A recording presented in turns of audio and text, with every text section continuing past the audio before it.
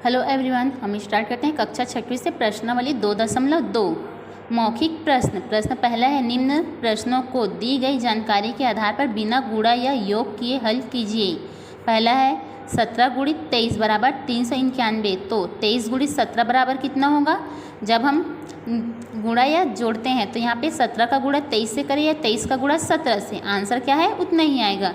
इसलिए यहाँ पे क्या हो जाएगा, बिना गुणा किए हम क्या लिख देंगे, यहाँ 17 गुणित 23 बराबर 391 दिया है तो 23 गुणित 17 बराबर भी क्या होगा, 391।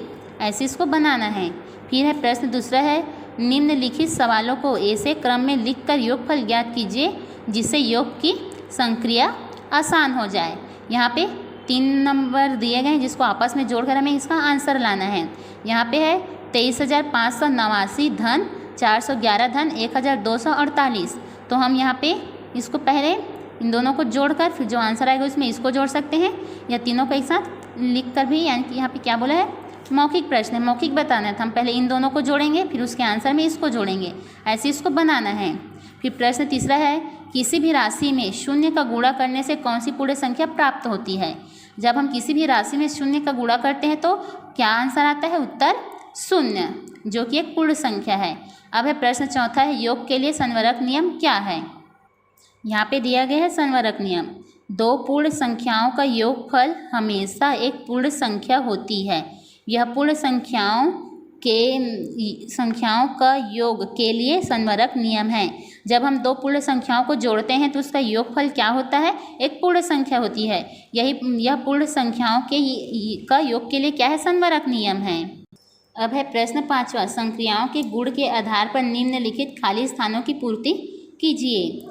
संख्याओं के गुणों के आधार पर, यानी कि हम जब जोड़ते हैं या गुणा करते हैं तो हम पहली, जैसे कि यहाँ पे दिया है 2376 धन 4559 बराबर, हम 2376 में 4559 को जुड़ें या 4559 में 2376 को, आंसर क्या होगा, दोनों बराबर होगा। इसलिए यहाँ पे इस संख्याओं के आधार पर हमें खाली स्थान भरना है।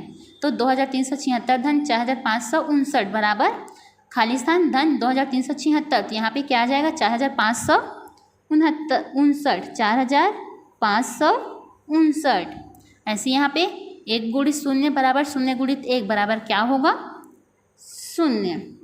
अब यहाँ पे दिया है 876 minus blank box 3 blank box बराबर 6 ब्लैंक बॉक्स 7। अब हम 6 में कौन सा नंबर घटाएंगे कि 7 आए, तो हम 6 में 0 भी घटाते हैं तो यहाँ पे 6 ही आएगा पर 7 नहीं आएगी। तो हम क्या करना पड़ेगा, हमें 7 से हासिल लेना पड़ेगा, यानी कि कैरी लेना होगा। तो ये कितना हो जाएगा, 6 है वो 16 हो जाएगा। अब 16 में से हम कौन सा नंबर माइनस करेंगे कि यहाँ पे 7 आए, तो कौन सा नंबर माइनस करेंगे, 9। 16 में हम 9 माइनस करेंगे तो 7 होगा। अब ये 7 है वो इसको 1 देकर कितना हो गया है, 6। तो 6 में से 3 जाएगा तो 3। अब है 8 में से कितना माइनस करेंगे कि 6 बचे तो 2। ऐसे इसको सॉल्व करना है। अब है प्रश्न 6, ऐसी कौन सी संख्या है जिसमें उसी संख्या का भाग देने पर वही संख्या प्राप्त होती है? ऐसी कौन सी संख्या जिसमें उसी संख्या का भाग देने पर वही संख्या प्राप्त होती है? तो वो है 1 में हम भाग देंगे 1 का तो क्या होगा, आंसर 1 ही आएगी। अब है प्रश्न 7वां, 4 अंकों की सबसे बड़ी संख्या और 1 अंक की सबसे छोटी पूर्ण संख्या का गुणनफल बताइए। 4 अंकों की सबसे बड़ी संख्या क्या है, 9999, और 1 अंकों की सबसे छोटी पूर्ण संख्या क्या है, 0 है। तो हम 9999 में 0 का गुणा करेंगे तो उत्तर क्या आएगा, आंसर 0, यानी कि 0 ही आएगी। अब है 8वां, यदि 76 गुणित 16 बराबर है 1216 तो 1216 ब्लैंक बॉक्स 76 बराबर 16। जब हम 2 नंबर का आपस में गुणा करते हैं तो जो आंसर आता है उस आंसर में हम ये दोनों में से किसी एक का भाग देंगे तो दूसरा नंबर आएगा। तो यहाँ पे क्या का चिन्ह आ जाएगी, भाग का। अब है लिखित प्रश्न में है प्रश्न 9वां है, रमा ने 17 पंक्तियों में कुल 544 पौधों की रोपाई की। तो बताइए कि प्रत्येक पंक्ति में कितने पौधों की रोपाई की गई। यहाँ पे कुल कितने पंक्तियों में रोपाई की गई है वो बताया गया है और कितने पौधों की रोपाई की गई है वो बताया गया है। तो हमें प्रत्येक पंक्ति में रोपाई की गई पौधों की संख्या निकालने के लिए क्या करेंगे, कुल पौधों की संख्या में कुल पौधों की संख्या कितनी है 544 और कुल पंक्तियाँ कितना है 17। तो 544 को हम 17 से भाग देंगे। हल फर्स्ट, कुल रोपाई की गई पौधे कितनी है, कुल रोपाई की गई पौधे बराबर 544। कुल कितनी पंक्तियों में रोपाई की गई है, कुल पंक्तियाँ बराबर है 17। तो हमें क्या निकालना है, प्रत्येक पंक्तियों में रोपाई की गई पौधे। तो प्रत्येक पंक्ति में रोपाई की गई पौधे पाई की गई पौधे बराबर क्या होगा 544 भागित 17। तो प्रत्येक पंक्तियों में रोपाई की गई पौधे बराबर 544 भागित 17। 544 भागित 17 करेंगे। अब है इसको हम हल करते हैं।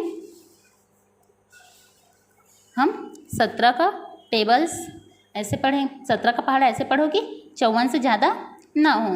तो 17 एकम 17, 17 दूनी 34, 17 तिया 51, 17 चौके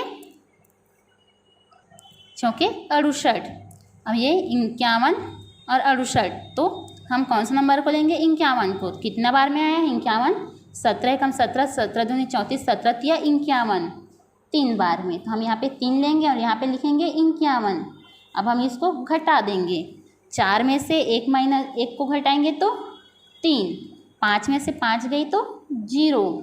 अब हम इसमें एक बार में एक ही संख्या को लिखना रहता है, तो हम कौन सा, ये 54 तो कट गई, अब कौन सा नंबर बचा है 4। तो हम यहाँ पे किसको लेंगे 4 को। अब 17 का पहाड़ा ऐसे पढ़ो कि 34 से ज़्यादा ना हो, भले ही कम को ले लेंगे पर 34 से ज़्यादा को नहीं लेंगे। तो 17 एकम 17, 17 दूनी 34, 2 बार में आ गई 34, तो 2 को यहाँ लिखेंगे और 34 को यहाँ। 4 में से 4 माइनस तो 0, 3 में से 3 माइनस तो 0। इस प्रकार हमारा उत्तर कितना आया 32।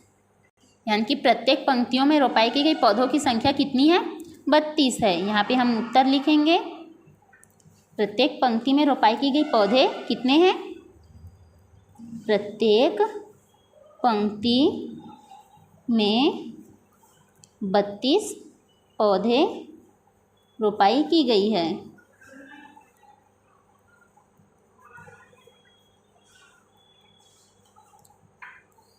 प्रत्येक पंक्ति में 32 पौधे रोपाई की गई है। अब है प्रश्न 10वां। 10, किसी शहर में 15 व्यक्तियों में से एक व्यक्ति सरकारी नौकरी करता है। यदि उस शहर में 1354 व्यक्ति सरकारी नौकरी करते हो तो शहर की कुल जनसंख्या ज्ञात कीजिए। एक शहर में 15 व्यक्तियों में से एक व्यक्ति क्या है सरकारी नौकरी करता है। कुल सरकारी नौकरी करने वाले उस शहर में कितने हैं 1354। तो उस शहर की जनसंख्या निकालने के लिए हम क्या करेंगे, 1354 में 15 का हम गुणा करेंगे। प्रश्न 10 में क्या करेंगे, गुणा करेंगे। 1354 में 15 का गुणा करेंगे तो उस शहर की कुल जनसंख्या निकल जाएगी।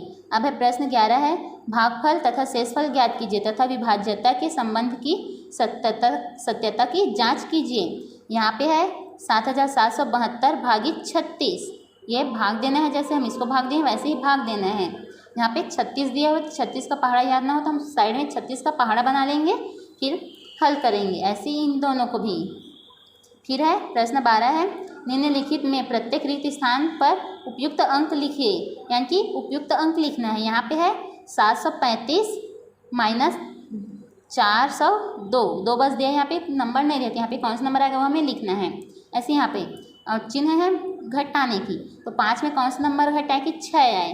तो हम 5 में अगर एक घटाएंगे तो 4 आएगा, 0 भी घटाते तो 5 आ रहे, तो हम क्या करेंगे 3 से कैरी लेंगे, तो ये 5 है वो क्या हो जाएगा 15। अब हम 15 में से 6 माइनस करेंगे तो कितना बच जाएगी 9। तो यहाँ पे क्या आ जाएगा आंसर कितना आ जाएगा 9, यानी कि अभी हम ये सही है कि नहीं ये देखते हैं। तो 9 में 6 को जोड़ेंगे तो 15, 15 की 5 हासिल 1, तो 2 में हासिल 1 3, यानी कि अब ये हो गया 2, 3 है वो एक कैरी देकर क्या हो गया है 2, 2 में से 2 गई तो क्या आ जाएगा यहाँ पे 0। अब है 7 माइनस 4 बराबर क्या हो जाएगा, 7 में से 4 माइनस होगा तो 3।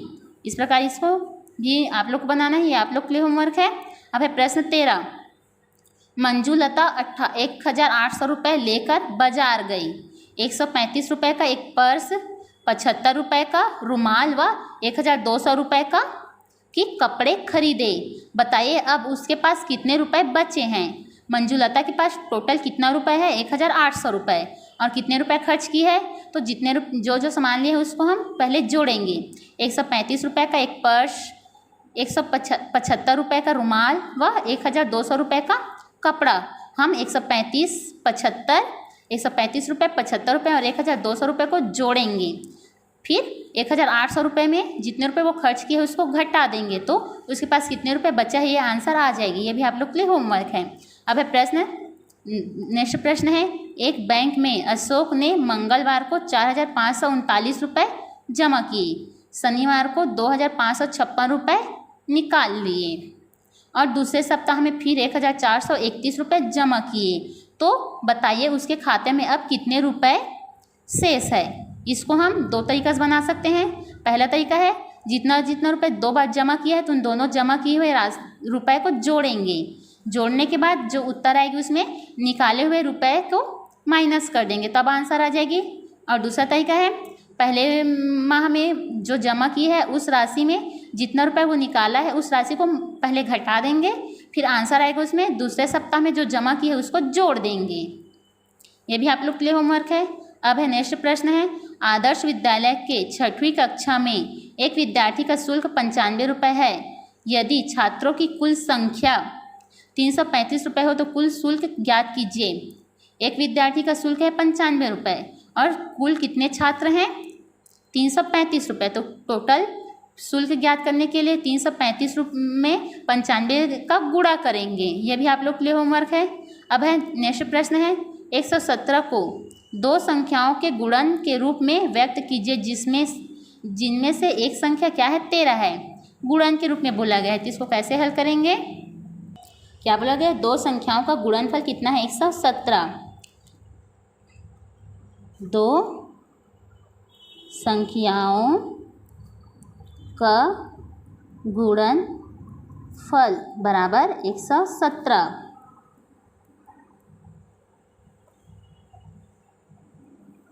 जिसमें से एक संख्या कौन सी है, जिसमें से पहली संख्या क्या है 13 है, जिसमें से पहली संख्या बराबर 13।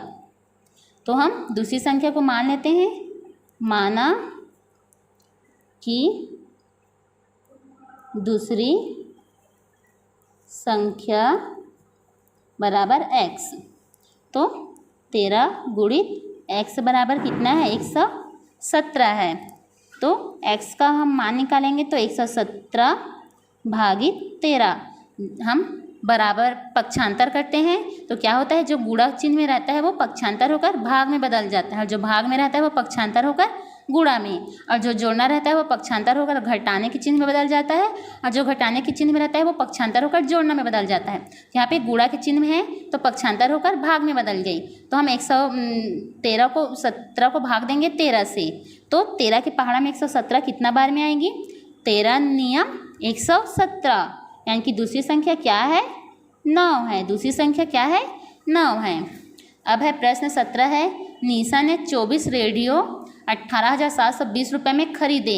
एक रेडियो का मूल्य ज्ञात कीजिए यदि प्रत्येक का मूल्य समान हो। 24 रेडियो की कुल कीमत कितनी है 18,720 रुपये। तो एक रेडियो की कीमत निकालने के लिए हम क्या करेंगे, 18,720 रुपये में 24 का हम भाग देंगे तो एक रेडियो की कीमत निकल जाएगी। यहाँ पे दिया गया है जादुई वर्ग।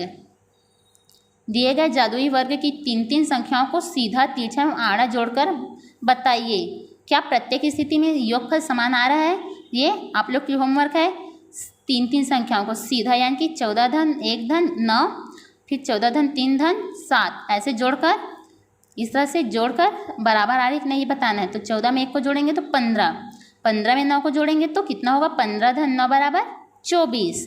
अब यहाँ पे है 14 धन 3 धन 7, 7 3 10, 14 24, ऐसे ही बराबर है कि नहीं ये बताना है। फिर है ये वर्ग पहेली, यहाँ पे जो खाली स्थान है उसमें भरना है। इसमें क्या बोला गया है, नीचे दिए गए जादुई वर्ग के रिक्त वर्गों की पूर्ति कीजिए। ध्यान रहे मैजिक वर्ग के स्तंभों, पंक्तियों एवं विकल्पों का योग हर तरह से बराबर हो, यानी कि हम इसको सीधी खड़ी यानी कि हम पांचों संख्याओं को जोड़ने पे एक बराबर आना चाहिए। इधर की पांचों संख्याओं को जोड़े तो इधर के पांचों संख्याओं को जोड़े तो एक बराबर आंसर आना चाहिए। ये भी आप लोग के लिए होमवर्क है।